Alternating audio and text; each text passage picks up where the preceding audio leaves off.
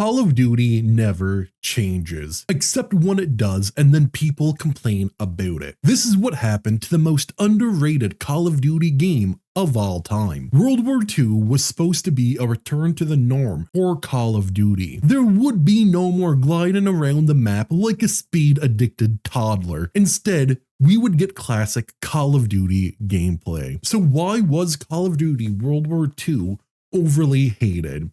I'm Tony from Deep Dive Gaming, and if you stick around to watch this video, you are sure to find out. Nobody plays Call of Duty for the campaign. It's a saying we've all heard. But despite 12-year-olds shouting this when you criticize the story of any Call of Duty game, it's just not the truth. The campaign for Call of Duty World War II sees us playing as Ronald Red Daniels as he battles on the restaurant front of World War II. Unlike other Call of Duty games that places emphasis on the action more than the story, Call of Duty World War II campaign is more personal. It's a story about camaraderie, brotherhood, and survival. We are introduced to our squad in the very first mission, and those are the people who are with us till the very end. One of these men, named Zussman, is Daniel's best friend. They would go to the ends of the earth for each other, and oftentimes have jumped into hell to make sure the other doesn't perish. The story mainly focuses on them as they battle their way through the hell that was World War II. Other than Zussman, the most interesting character in our squad is Sergeant Pierce. He is a hard ass that actually cares about his troops, despite his men not thinking so. If you've watched Band of Brothers, you probably know that Sergeant Pierce is just a carbon copy of Ronald Spears, even to the point where both men have rumors going around about them that make their soldiers fear them. It's a nice change of pace to see Call of Duty focusing on relationships, mainly that between Red and Zussman. It's very reminiscent to the OG Modern Warfare days and the relationship that Price and Soap had. But unlike Modern Warfare, the missions in Call of Duty World War II are nothing really stand outish, with the most memorable missions being the first and the last ones. But this is a Call of Duty game, and the last Call of Duty up to that point that had a good story and level designs was Black Ops 2, which came out in 2012. The big change that Call of Duty did make to its gameplay formula when it came to World War II's story was getting rid of the regenerative health, and instead bringing back the good old health packs. No longer could you cower in a corner waiting for your health to refill. Some people didn't like the direction that the campaign took. The three main criticisms for the story were that we've seen this story before. Opening up a World War II game by storming Omaha Beach isn't anything new. Not to mention that being right in the thick of almost every major conflict on the restaurant front is awful convenient for the player. The second was that people were mad that Call of Duty World War II wasn't historically accurate. The Canadians and the British were missing from the storming of Omaha Beach. Certain weapons don't work in the game like they work in real life, and just generally people nitpicking things. The final criticism was that the game was simply not World at War II. But I'll get to that later on in this video. World at War introduced us to the best thing that Call of Duty has to offer, and that is zombies. So it only made sense that World War II would also include this game mode.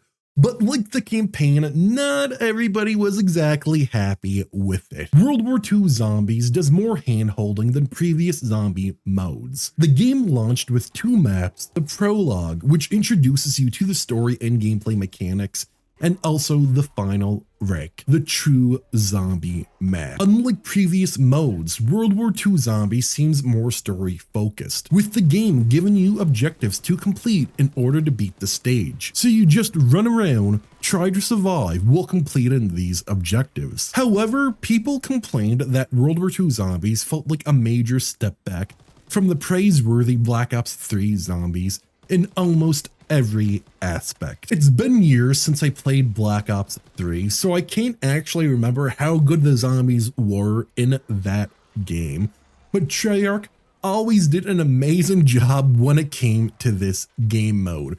So I have zero doubt in my mind that these complaints are actually justified. But when it comes to criticisms of the multiplayer, well, that's a different story. Multiplayer is what makes or breaks a Call of Duty game. And unfortunately for World War II, it seems like the latter happened. World War II added a lot of features to its multiplayer. We got a division feature where some weapons and perks were locked to certain divisions that you would have to level up. An actual player hub where you can hang out in between matches and get things like contracts, in-game mail, or just even go to a gun range. The hub never got many complaints, or at least I can't remember it did, but the complaints that the multiplayer did get had to do with the gameplay. Certain people who like to glide around the map and do all those fancy dancy tryhard moves we've all seen in those COD compilations were mad that you couldn't do that in a World War II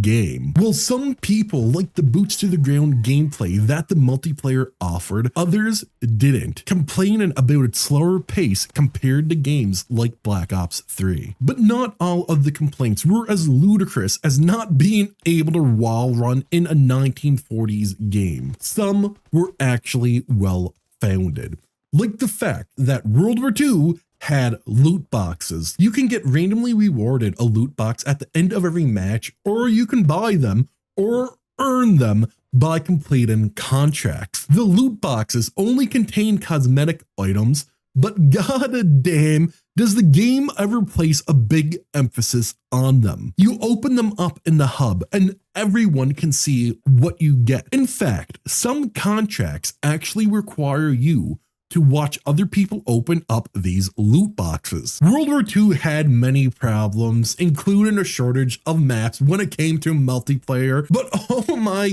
god, you cannot tell me that these loot boxes were not getting forced down your throat every time you wanted to play a multiplayer game. But the biggest of these problems had to do with server issues. Gamers were getting randomly disconnected or suffered from horrible lag, while exploits for WW2 ran rampant. We actually saw RCE exploits make a return to World War II around a year or so ago when the game got added to Game Pass, because the version on Game Pass wasn't a patched version, meaning people were able to use these exploits to take control of other gamers' PCs. A lot of the issues were fixed with following updates and DLC, but that still doesn't change the fact that these things were still issues the game had, and it turned a lot of people away from Call of Duty World War II and saw them going back to Black Ops 3. While World War II did have its problems, I think the reason why they were highlighted as much as they were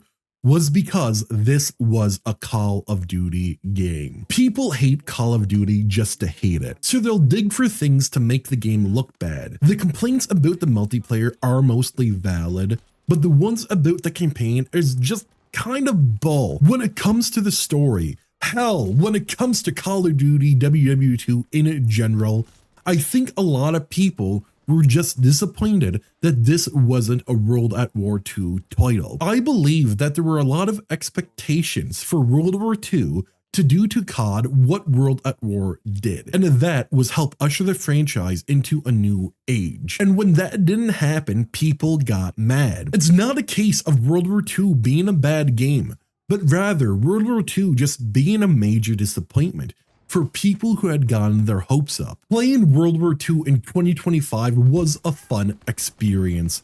I loved the story, and when I could get into a match in multiplayer, I did have a good time. And when you compare World War II to the dog crap pile that is Vanguard, well, you've pretty much got a masterpiece. But in case you guys didn't know, I'm Tony from Deep Dive Gaming. And if you've enjoyed this video, make sure to smash that like, subscribe, and notification bell, as it would really help me grow this channel.